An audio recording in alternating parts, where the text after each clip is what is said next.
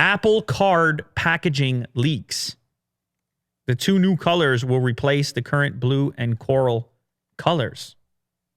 So I guess this Apple Card, you remember that from the keynote? Mm-hmm. Is getting closer to being released, and we're seeing a physical rendition of what this card is going to look like, and the packaging it's going to come in. It looks futuristic. Sort of does, yeah. The card itself really is kind of cool that there's like not a lot of stuff on it. Mm-hmm. Because if you've seen a modern card, it's got like stuff all over it. Now the number for one, and then a lot of other little language that they fit on there, especially on the back. Now this one shows the back, and the back doesn't say very much either. It says Goldman Sachs, MasterCard. It's a kind of interesting product in the sense that you have your criticism of the like financial aspect of it, where it's like, why is Apple getting involved in your finances? And also debt creation.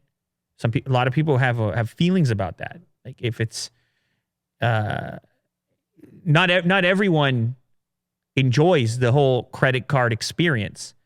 Some people feel that it, with the high interest rates and whatnot, it could be a predatory industry. And not a place you would typically expect a technology company to be. So there's that angle, the product in that sense. But then there's the product in the physical sense. Like the actual card itself. If we're going to have cards, can the card be innovated on? Does it have to look the way it looks?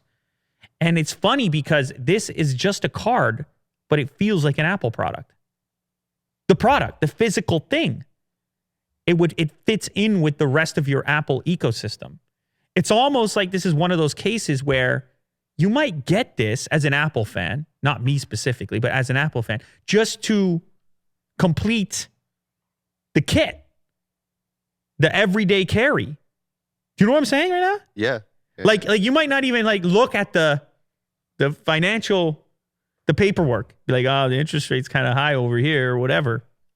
You might not even examine that. You might be less likely to because you're like, that product rounds out my everyday carry. Because if you think about it, you don't carry that many things on a daily basis.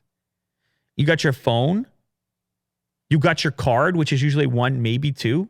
Maybe you got an ID. And your key if you have a car.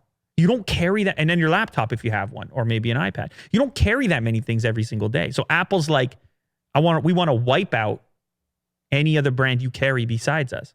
It's almost like a fashion item in that sense. And when you pull that thing out, it's also going to send an immediate message because it looks so different than any other card. So it's an interesting play from Apple in the sense that it's the two pieces. Typically in the financial sector, the product is on the back end. It's the service, it's what it does for you. You don't really care that much about the card physically, with the exception of some fancy American Express ones, which make, they think about the card itself. But this is the first time in a big way that you're having the card be the product almost as much as what's happening on the back end with the charges and the points and whatever else you get out of the card. So it's interesting. It's definitely a cool looking card. I'm not suggesting you go you go get a bunch of debt for yourself. I'm not in that camp. I think you should probably save a few dollars. You should probably only use debt every so often if you need to. I mean, that's my feeling. And I do think it's weird that Apple's getting involved in this space. I don't think it's the best look for them. But the card itself, kind of cool. Are you going to get one? I mean, I feel like I will want to get one just to evaluate try it out. But it's a weird thought because so far in the tech world, we're already contributing so much data. We're contributing so much of ourselves to tech companies, whether it's Google, Apple, Amazon. They know so much about us. And this is one of those ways where I understand Apple is talking all about privacy and all this stuff. And I have no reason to not believe them personally. But it's one of these things of like, do you want some degree of separation between your tech companies and the information you contribute to them and maybe your purchases? Maybe just a little bit of separation. So I'm a bit apprehensive from that standpoint. Obviously, it's backed by Goldman Sachs, a typical financial company. But I just don't need another credit card, Will. You know? And I feel like I'm not alone. I feel like there's a lot of people out there that just don't need another credit card. Mm-hmm. So are they going to cancel a card to get this card? This is a good opportunity to ask the audience. Are you interested at all? Or are you like, man, just like services, I got enough debt. If you got enough debt already, the last thing you're thinking about is your next card.